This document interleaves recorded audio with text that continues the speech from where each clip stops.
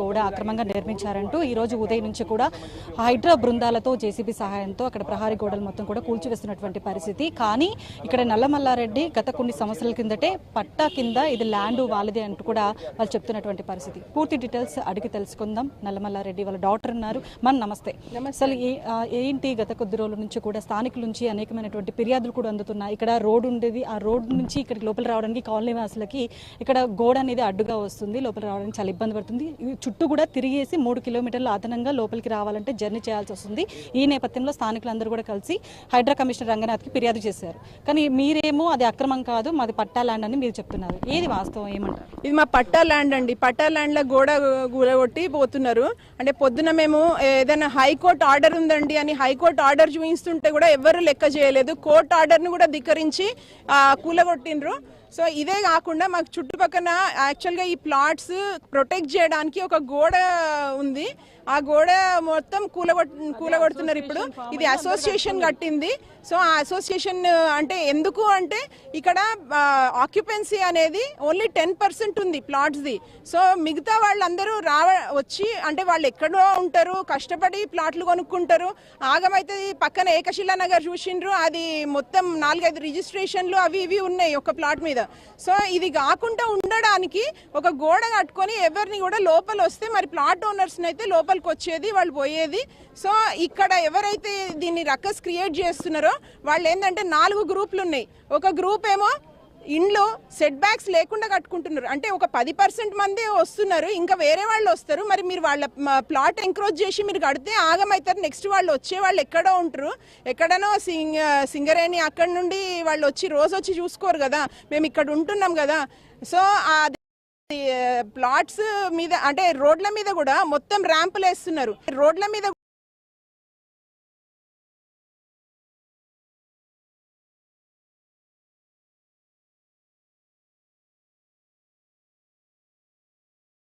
Complaint చేసినాం. So అది ఒక గ్రూప్. సెకండ్ గ్రూప్ వచ్చేసరికి ఇంకొక ఆయన వెంకటేశ్వర్లు అనేట ఆయన ఉన్నాడు ఇక్కడ. ఆయన ఏం చేసిండంటే ఆయన ఒక బిల్డర్ లాగా మొత్తం రోడ్ల మీదనే ఇండ్లు అవన్నీ అంటే లీగల్ గా లేకుండా కడుతున్నాడు. ఆయన సెకండ్ గ్రూప్. థర్డ్ ఇప్పుడు అక్కడ మెయిన్ 40 ఫీట్ రోడ్డు ఉంది, అది కరెంట్ పోల్స్ ఉన్నాయి, దాని పక్క నుండి ఒక గోడ పెట్టిండ్రు వాళ్ళ దాంట్లో రోడ్డు మధ్యన పెట్టిండ్రు. సో ఆయన థర్డ్ గ్రూప్. సో ఇట్లా ప్రతి ఒక్కరు అంటే మనం ఏదైనా అన్యాయం అవుతుంది ఆగమవుతారు, రేపు ప్లాట్ ఓనర్స్ వస్తారు వాళ్ళు ఆగమవుతారు, ఇట్లా వాళ్ళ ప్లాట్స్ పోతాయి అని మనం అంటే. ఇంకోటి మీడియేటర్స్ ఈ కొందరు అంటే వాళ్ళు వేరే, ఇప్పుడు మాకు దివ్యానగర్ ప్లాట్ ఓనర్స్ అసోసియేషన్ ఒకటి ఉంది, అది కాకుండా వేరే ఆర్గనైజేషన్ పెట్టి వాళ్ళు అసలు మెయింటెనెన్స్ అనేది ఏది ఇవ్వరు దీనికి, ఈ దివ్యానగర్ అనే ప్లాట్ ఓనర్స్ అసోసియేషన్కి ఏమి ఇయ్యరు. సో అట్లాంటిది ఫోర్త్ గ్రూప్. సో ఆయన రామకృష్ణ అనేట ఆయన అక్కడ మాట్లాడుతున్నారు.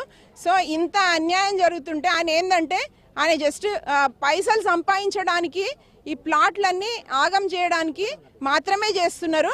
సో అదే కాదు, ఇప్పుడు మాట్లాడే ప్రతి ఒక్కరు వాళ్ళు they are not going to protect Divyanagar. అది ఓన్లీ మల్లారెడ్డి గారే చేయగలుగుతారు. దివ్యానగర్లో ప్లాట్లు సురక్షితంగా ఉన్నాయంటే మల్లారెడ్డి గారి వల్లనే. ఇప్పుడు కాదు, ఒక 30 ఏళ్ల నుండి ప్రొటెక్ట్ చేసుకుంటూ వస్తున్నారు. సో ఇది ఏ విధంగా కూడా దీన్ని ఆగం కాకుండా చూస్తారు. ఇంకొకటి, ఇప్పుడు కూలగొట్టంగానే అయ్యేదేం లేదు. రేపు కూడా ఎవ్వరు కూడా దివ్యానగర్ ప్లాట్ ఓనర్స్కు అన్యాయం చేసేటోళ్ళు ఉండరు. మేము లీగల్గా ప్రొసీడ్ అవుతాము. హైకోర్టు ఆర్డర్స్ని కూడా పక్కన పెట్టిండ్రు, మేము ఒప్పుకోము. హైకోర్టుకి కాకుండా సుప్రీంకోర్టు కన్నా పోయి will just protect there plots from our side. మరోవైపు మల్లారెడ్డి అల్లుడు గారు ఉన్నారు, కూడా వాళ్ళతో మాట్లాడే ప్రయత్నం. సార్, ప్లాట్కి సంబంధించినటువంటి పట్టా ల్యాండ్ ఇవన్నీ ప్రూఫ్స్తో సహా ఉన్నాయి. మీరు ఒక్క నెల రోజుల క్రిందట రంగనాథ్ కూడా ఇక్కడికి రావడం జరిగింది. మరి ఆయన ఇక్కడ మొత్తం కూడా పరిశీలించడం జరిగింది. మరి ఆయనకి మీరు చెప్పే ప్రయత్నం చేయలేదా? ఇప్పుడు చివరిగా ఒకటే మాట చెప్పదలుచుకున్నాం. మీడియా సముఖంగా రంగనాథ్ గారిని రమ్మనండి, మేము వస్తాము. మా దగ్గర ఏ డాక్యుమెంటరీ ఎవిడెన్సెస్ ఉన్నాయో మేము ముందు పెడతాము. రంగనాథ్ గారిని ఓపిక చేసుకొని ప్రతి డాక్యుమెంట్ చూడమనండి. ఈ కంప్లైంట్ ఇచ్చిన వారు ఏంది, వాళ్ళకు ఇండివిజువల్, మేము ఇండివిజువల్ కాదు. ఈ వ్యవస్థను మొత్తం కాపాడే క్రమంలో ఈ డాక్యుమెంట్స్ అన్నీ కూడా రంగనాథ్ గారికి సబ్మిట్ చేయడం జరిగింది. రంగనాథ్ గారు ఫీల్డ్ విజిట్కి వచ్చినప్పుడు మేము అడిగాం, సార్ మీరు అవన్నీ చూశారు కదా అంటే ఇంతవరకు నా టేబుల్ మీదకి రాలేదు అన్నాడు.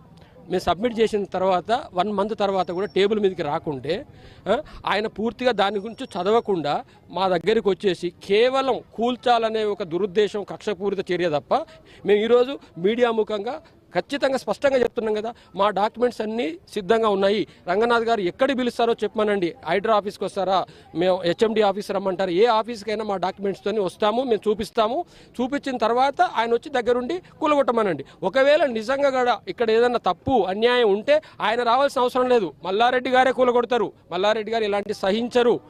ఆ విషయం ప్రతి ఒక్కరికి తెలుసు, ఇక్కడ ఉన్న వాళ్ళందరికీ సహించరు. కాబట్టి వాళ్ళు తప్పుడు సెట్ బ్యాక్స్తో కట్టుకున్నారు కాబట్టి వద్దని చెప్పడం వల్ల ఈ మీద ఇలాంటి ఈ హైడ్రా లాంటి సంస్థలు పుట్టుకొచ్చాయి. కాబట్టి వాళ్ళు కంప్లైంట్ ఇచ్చేసి అంటే వెనక ముందు ఆలోచించకుండా అంటే ప్రతిదానికి కూడా డాక్యుమెంటరీ ఎవిడెన్స్ ఉంటుంది. డాక్యుమెంటరీ ఎవిడెన్స్ చూడకుండా వచ్చేసి మేము ఇళ్ళ మీద పడి కూలగొడతామంటే ఇది ఎక్కడి ప్రభుత్వాలు, ఇది ఎక్కడి గవర్నమెంట్ వ్యవస్థ అండి, మాకు అర్థం కావడం లేదు. అంటే ఇప్పుడు ఆయన ఏమన్నాడు ఆ రోజు, మేము సామ్రాజ్యాలు కూలగొడతాం. ఈయన ఏమన్నా మహారాజా సామ్రాజ్యాలు కూలగొట్టడానికి? ఆయన ఒకటే మేము చెప్తున్నాం మీ మీడియా మిత్రుల ద్వారా, ఖచ్చితంగా రమ్మనండి రంగనాథ్ గారిని, మేము పేపర్ ముందు పెడతాం.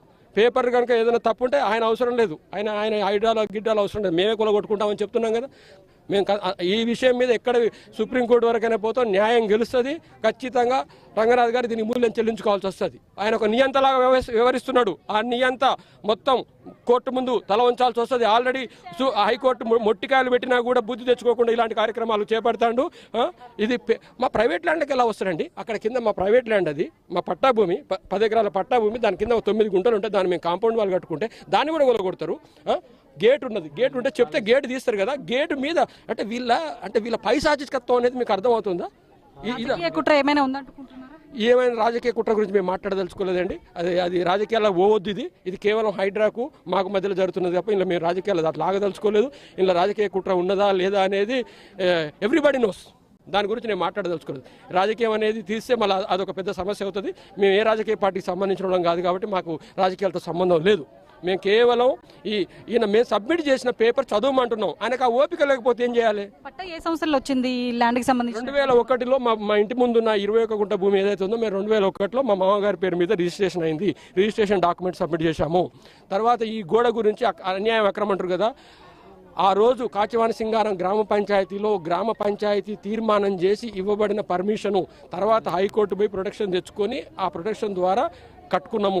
ఈరోజు ఈ మా మీద ఈ దావాలు వేసిన వీళ్ళందరూ కూడా గోడ 2008లో కడితే వీళ్ళు 2021 తర్వాత ఈ కాలనీలోకి వచ్చారమ్మా. అంటే వీళ్ళు వచ్చేవరకు ఆ కాలనీలో గోడలు ఉన్నాయి కదా, గోడ చూసే కదా లోపలికి వచ్చింది. వీళ్ళు మాకు ఇక్కడ సెక్యూరిటీ ఉంటుందని ఈరోజు తన ఈగోస్కి పోయి ప్రెజుడిస్కి వెళ్ళేసి ఈ గోడ కొట్టాలని.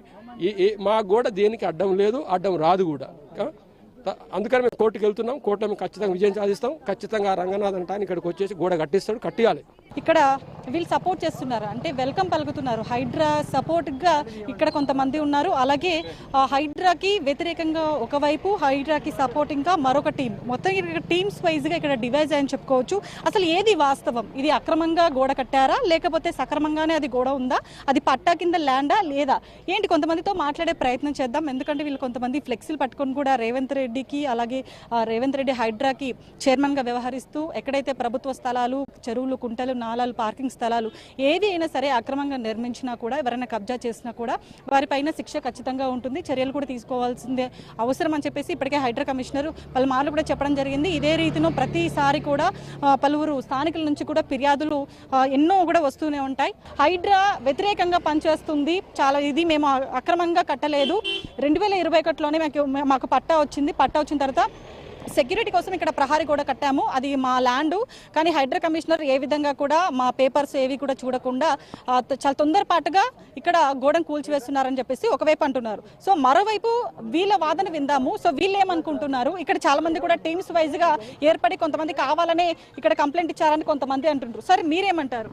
ఇక్కడ ఎవరు కానీ సొంత ప్రయోజనాల కోసం చేయట్లేదండి. ఇక్కడ 2 నుంచి 3 వేల మంది ప్లాట్ ఓనర్స్ ఉన్నారు. వాళ్ళు గత 25 నుంచి 30 ఏళ్ళ నుంచి చాలా ఇబ్బందులు పడుతున్న వాస్తవం. మల్లారెడ్డి గారికి తెలుసు, ఇక్కడ ఉన్న చుట్టుపక్కల 5 గ్రామాల మున్సిపాలిటీలకు కూడా తెలుసు, అది వాస్తవం. సర్పంచ్లకు తెలుసు, సెక్రటరీలకు తెలుసు, అది వాళ్ళు కూడా ఎవరు ఏం చేయలేకపోయారు.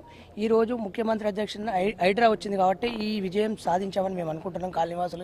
కాలనీవాసులు పడుతున్న ఇబ్బందులు ఇంత అంత కాదండి. ఒక రాత్రిపూట హాస్పిటల్ పోవాలంటే పోలేని పరిస్థితి ఉంది ఇక్కడ. పోలేని పరిస్థితి ఉంది. ఎందుకంటే ఏదైనా హాస్పిటల్ వచ్చిందంటే ఒక 5-6 కిలోమీటర్ తిరిగిపోవాలి. ఇప్పుడు ఇట్లా పోతే ఒక 1 కిలోమీటర్ ఉండదు, అక్కడి నుంచి వచ్చేటోళ్ళకి ఒక 2 కిలోమీటర్లు ఉండదు, వాళ్ళు ఒక 10 కిలోమీటర్ తిరిగి ఎన్ని కాలనీస్ ఉంటాయండి ఇక్కడ మొత్తం? ఎన్ని ఇండ్లు? ఒక 5 నుంచి 6 విలేజ్లను చుట్టూ పరారు కూడా కట్టడం జరిగింది. అప్రోచ్ రోడ్స్ ఎన్ని గోడలు ఉన్నాయి మొత్తం ఇక్కడ?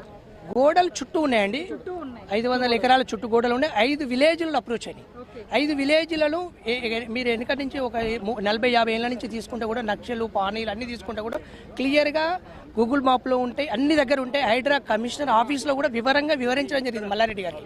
ఇన్ని ఉన్నాయి, మీరు అక్రమంగా కట్టిరు, ఈ గోడలు జైలు గోడలు కట్టిరు, మీరు ఇది చట్టబద్ధమని చెప్పినా కూడా మల్లారెడ్డి గారు వినిపించుకోలేదు. కాన్ఫరెన్స్ హాల్ పెట్టి, కాన్ఫరెన్స్ హాల్లో బుద్ధనగర్లో బేస్తవారం సాయంత్రము ఇరు వర్గాలను కంప్లైంట్ ఇచ్చిన వారిని, కాలనీవాసులని, అదేవిధంగా మల్లారెడ్డిని పెట్టి సింగరేణి వాళ్ళు ఒక 50 మంది కాన్ఫరెన్స్ హాల్లో కూర్చొని కూడా చెప్పడం జరిగింది. వాళ్ళ వేడును బోర్డును వెల్లమించుకున్నారు రంగనాథ్ సార్.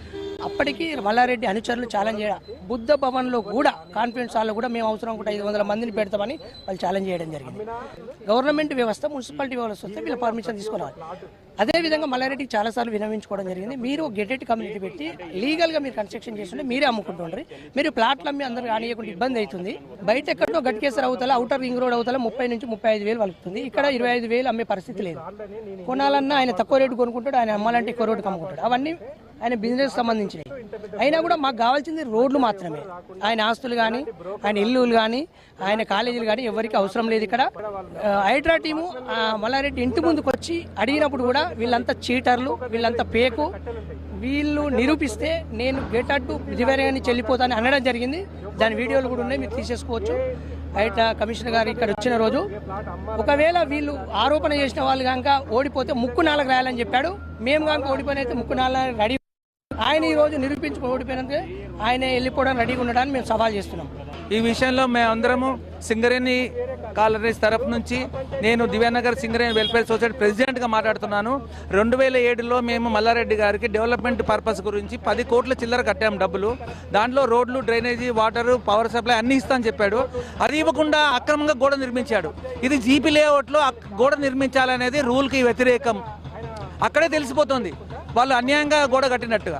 మేము హైడ్రా కమిషనర్ని కలవడం జరిగింది. ఇక్కడ జరిగినటువంటి ఇన్సిడెంట్ ప్రతిదీ కూడా మేము చెప్పడం జరిగింది. కమిషనర్ కూడా ఇక్కడికి వచ్చి మా గోడును విన్నారు.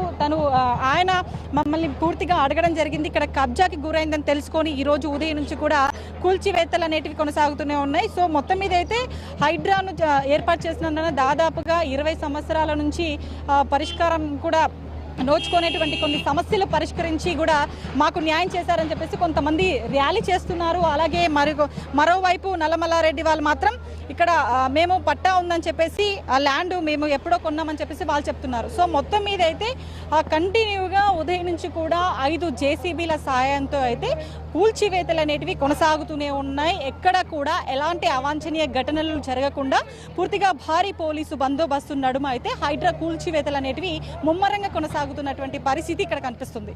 కెమెరా పర్సన్ సిద్ధుతో లహరి న్యూస్, హైదరాబాద్.